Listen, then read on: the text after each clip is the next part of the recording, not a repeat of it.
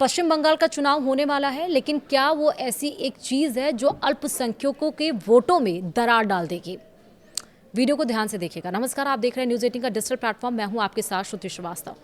पश्चिम बंगाल के मुर्शिदाबाद जिले में 3 विधानसभा सीटें भरतपुर, रेजीनगर और बेलडांगा 2026 के सबसे भीषण चुनावी मुकाबले का केंद्र बनकर उभरी हैं।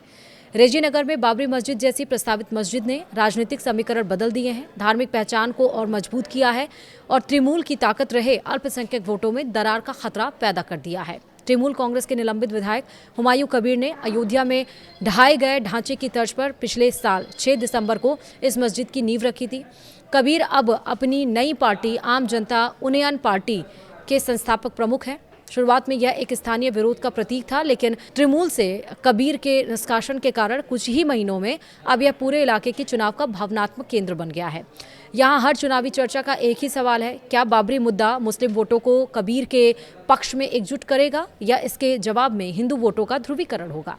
तो चलिए समझते हैं। दरअसल मार्च में यहाँ पहली ईद की नमाज में मुर्शिदाबाद, नदिया और उत्तर 24 परगना से बड़ी संख्या में लोग पहुंचे। ईंट और सीमेंट से भरे ट्रक लगभग हर दिन पहुंच रहे हैं और दान पेटियां भर गई हैं। समर्थकों द्वारा सिर पर ईंट ढोने के वीडियो भी सोशल मीडिया पर वायरल हो रहे हैं, जिससे निर्माणाधीन मस्जिद एक ऐसे राजनीतिक प्रतीक में तब्दील हो गया है जिसकी व्यापकता निर्वाचन क्षेत्र से अधिक है।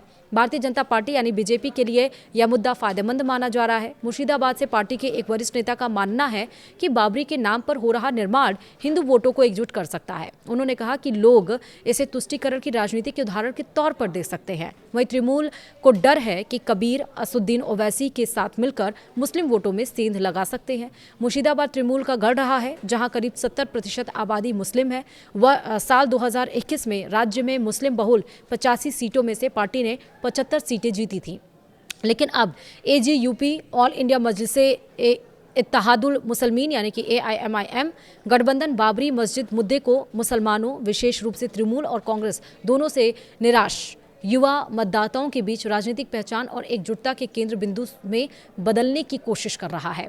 वहीं रेजीनगर इस पूरे राजनीतिक प्रयोग का केंद्र है, जहां करीब 65% मुस्लिम मतदाता हैं और कबीर इस बार यहीं से चुनाव लड़ रहे हैं। उनका कहना है कि यह सिर्फ मस्जिद का मुद्दा नहीं, बल्कि सम्मान और राजनीतिक पहचान का सवाल है। कबीर ने कहा कि बंगाल में मुसलमान अब अपनी खुद की आवाज़ चाहते हैं। यदि मुस्लिम वोटों का एक हिस्सा भी तृणमूल से हटकर एजीयूपी की ओर जाता है तो पास की सीटों पर इसका असर पड़ेगा, खासकर भरतपुर में जहां कबीर पहले जीत चुके हैं और बेलडांगा में जहां पहले से सांप्रदायिक तनाव का इतिहास रहा है। वहीं तृणमूल की समस्या यह है कि हुमायूं कबीर अब उसका उम्मीदवार नहीं होने के बावजूद भरतपुर में अपना प्रभाव बनाए हुए हैं। स्थानीय नेता निजी तौर पर स्वीकार करते हैं कि मुस्लिम मतदाताओं का एक वर्ग अब भी उन्हें अपनी सबसे मुखर आवाज मानता है।